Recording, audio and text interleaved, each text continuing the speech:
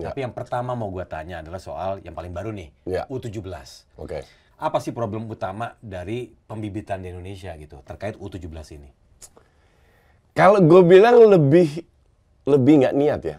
Lebih nggak niat justru?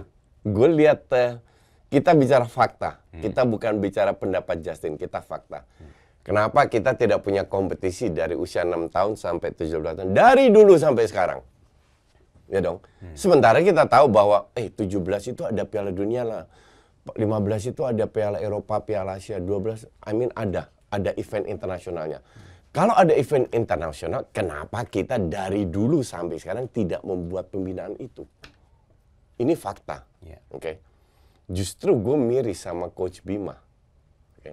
Tapi dari sisi lain, kenapa Erick Thohir berani mengambil Piala Dunia U17? Nah, itu plus point. Tidak dari sisi sepak bolanya, tapi dari sisi organisasinya.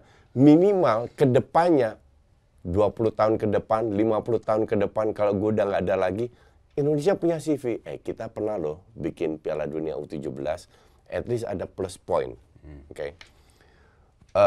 Banyak hal yang bisa kita dapatkan dengan menjadi tuan rumah. Exposure dari orang yang belum tahu Indonesia itu di mana, mendatangkan mereka. Mungkin gaungnya tidak sedahsyat U20. Gue sangat kecewa waktu U20 dan gue bikin interview sama Denny Sumargo, 3,5 juta yang nonton. Ya gue ngomong apa adanya. Tapi ini sedikit apa namanya dalam bahasa Indonesia peliput larai. Apa? Pelipur ya.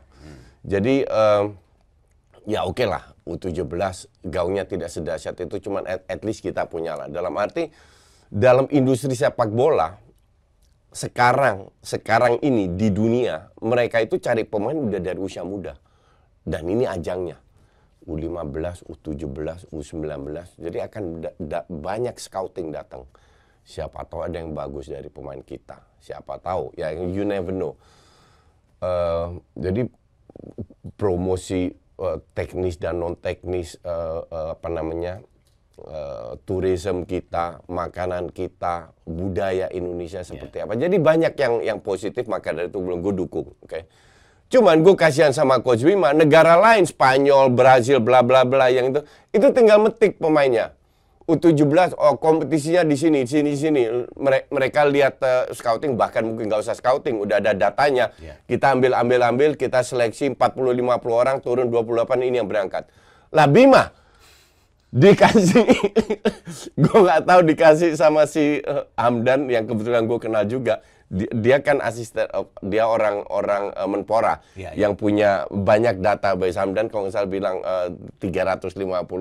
Dalam hati gue, gila loh, waktu tinggal berapa bulan, lu harus seleksi orang yang lu nggak kenal sama sekali, yang mungkin nggak bisa bahasa Indonesia, dan gue yakin mayoritas dari pemain U17 nggak bisa bahasa Indonesia juga. Gimana komunikasinya? Akhirnya puyeng juga kan. Sampai Coach Bima bilang, ya gue nggak mau lagi menyeleksi pemain yang berdasarkan video dan lain-lain.